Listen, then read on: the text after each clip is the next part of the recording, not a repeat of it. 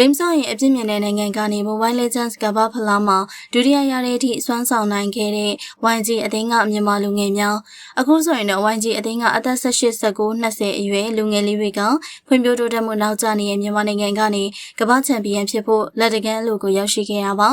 အားလုံးသိကြတဲ့အတိုင်းပဲမြန်မာနိုင်ငံမှာ game ဆော့တာကအချိန်ဖြုံးတာအလေးလိုက်တာအနာဂတ်မရှိဘူးလို့မြင်တတ်ကြတဲ့လူကြီးတွေရဲ့အမြင်တွေ PR တွေအများကြီးရှိပါတယ်။ဒါပေမဲ့ဒီလိုအပြစ်မြင်တတ်တဲ့ပတ်ဝန်းကျင်ကနေထွက်ပေါ်လာတဲ့စန်ဂျီခိုင်စီ Blink ဟန်နဲ့ရှင်ဆိုတဲ့မြန်မာလူငယ်9ယောက်ကတော့အဲ့ဒီအယူအဆတွေကိုခါချပြီးတော့ကမ္ဘာအစင်မြင့်ဆုံးစင်မြင့်ထက်မှာသူတို့ရဲ့အရေးချင်းကိုသက်သေပြနိုင်ခဲ့ပါပြီ။သူတို့ရဲ့အခက်အခဲပေါင်းများစွာကိုကြော်ဖြတ်ပြီးတော့နိုင်ငံတကာကနာမည်ကြီးထိပ်တန်းအသင်းကြီးတွေကိုအလဲထိုးပြီးတော့ e-sport World Cup ကြီးရဲ့နောက်ဆုံးဗိုလ်လုပွဲ Grand Final အထိခမ်းနားစွာနဲ့တက်လှမ်းနိုင်ခဲ့တာပဲဖြစ်ပါတယ်။ဗိုလ်လုပွဲမှာတော့မြန်မာကိုစားပြု YG အသင်းကအားလုံးသိကြတဲ့အတိုင်းပဲအင်အားကြီး Team Spirit အသင်းနဲ့အကျိတ်နဲ့ရှင်ပြိုင်ခဲ့ရပါတယ်။ပရိသတ်တွေအနေနဲ့ Team Spirit အပေါ်ရှုံးကျွေးဆက်နိုင်မယ်လို့အများကြီးမျှော်လင့်ခဲ့ပေမဲ့ရေကုန်ရေကမ်းရှင်ပြိုင်ခဲ့တဲ့9ပွဲကစား4ပွဲနိုင်စနစ်မှာ4မှတ်3မှတ်ဆိုတဲ့ရလဒ်နဲ့ကပ်ပြီးတော့ရှုံးနေခဲ့ရပါတယ်။ဒါပေမဲ့ဒီရှုံးနေမှုကရှက်စရာမဟုတ်ပဲ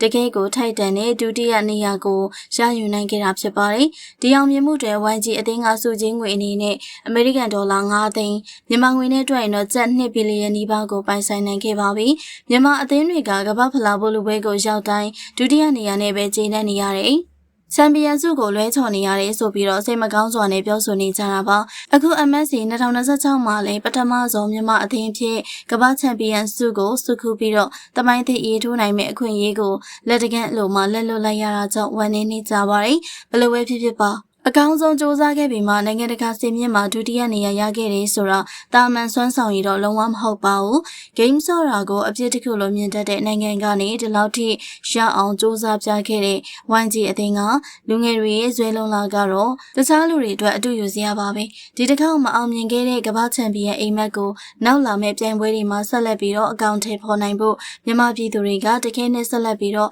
အားပေးနေကြမှာအသေးချာပဲဖြစ်ပါတယ်။ဒီလိုမျိုးနိုင်ငံတကာစင်မြင့်မှာဒေါ်လာ9သိန်းကျပ်2ဘီလီယံနီးပါးဆိုတဲ့ကြီးမားတဲ့စုချင်းငွေကိုရယူနိုင်ခဲ့တာကဒီလူငယ်လေးတွေရဲ့ဘဝအတွက်သာမက